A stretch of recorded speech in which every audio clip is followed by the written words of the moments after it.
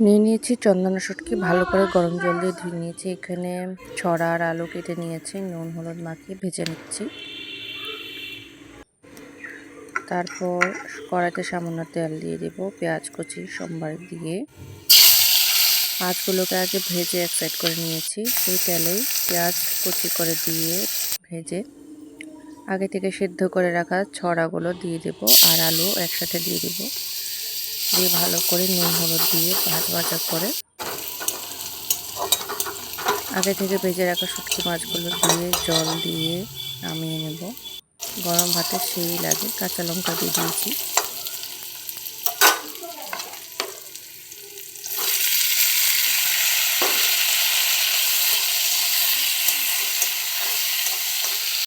এখানে নুন হলুদ লাল লঙ্কা গুঁড়ো ছিল, ওটা দিয়ে দিলাম, দিয়ে ভালো করে কষিয়ে নিচ্ছি। ভাজা ভাজা হয়ে গেলে গরম জল দিয়ে আগে থেকে ভেজে রাখা যে শুটকি মাছগুলো ওগুলো দিয়ে পরিবেশন করব।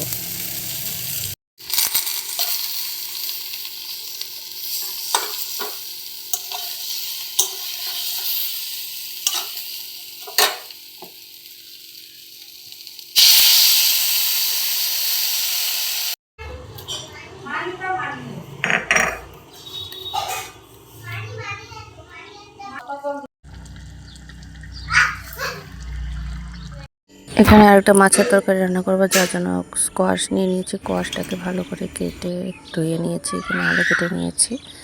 কড়াইতে সামান্য তেল দিয়ে দিলাম।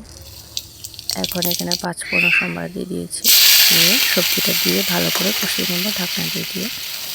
তারপর এখানে আদা বাটা, নুন, হলুদ গুঁড়ো, জিরে গুঁড়ো, কাঁচা লঙ্কা সব দিয়ে ভালো করে কষতে দেব। ভালো করে কষানো হয়ে গিয়েছে। তারপর গরম জল দিয়ে দেব। চাইলে একটু জিরে গুঁড়ো দিতে পারো, ধনে গুঁড়ো দিতে পারো। তো এখানে মাছগুলো আগে থেকে বেছে রেখেছিলাম, এগুলো কাঁংড়া মাছ বলি আমরা, ওই মাছটা দিয়ে দিয়েছি। তোমরা কাতল মাছ বা যে কোনো মাছ দিয়ে সবজিটা রান্না করে খেতে পারো, বেশ ভালো লাগে। তো আজকের মতো এখানে খাওয়া দাওয়া শুরু হয়ে যাচ্ছে। আর ওই পাশে আবার একটা ভাজা করেছি।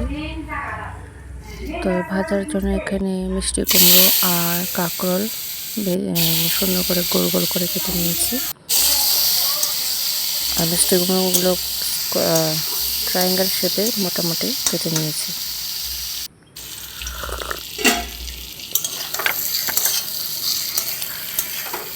শুধু নুন হলুদ দিব, আর কিছুই না। ঢাকনা দিয়ে ভালো করে ফ্রাই করে নিচ্ছি। আর এখানে হচ্ছে কাঁকরোলের ঝিঙের বাটা, যার জন্য পেঁয়াজ দিয়ে তেলে পেঁয়াজ দিয়েছি। এখানে ঝিঙেগুলোকে পেস্ট করে নিয়েছি। নুন হলুদ, শুটকি মাছ একটা দিলেও দিতে পারো, না দিলেও কোনো ব্যাপার নেই, এমনিতেও ভালো লাগে নিরামিষ। ঢাকনা দিয়ে ভালো করে কষিয়ে নিব।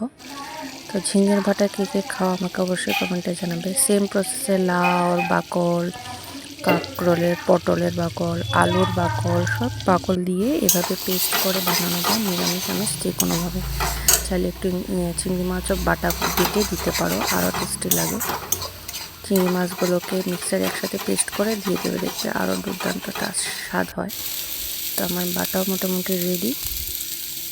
তারপর কুমড়োর যে বীজ থাকে না, সেই বীজগুলোকেও বাটা করা যায়। তোমরা জানো কিনা জানি না, আমরা তো প্রায় খাই। আর এগুলো খুবই ভালো। মিষ্টি কুমড়োর যে দানা বিচি থাকে এগুলো তো ওমেগা 3 ফ্যাটি অ্যাসিড থাকে, ওইটা খুব বেশ ভালো। আমি একদিন দেবো রেসিপিটা। আর এখানে দেখো আদামনি পাতা, চিনো কিনা জানি না, এটার বাটা করব। তো সবগুলোই মোটামুটি হেলদি খাবার। তেল মশলাটা একটু বুঝে দিতে হবে। এখানে বাটাও রেডি, ঘাটা বাটা সব তৈরি। তো যাই হোক, আজকের মতো এখানে বিদায় নিচ্ছি। জানাবে কেমন হয়েছে।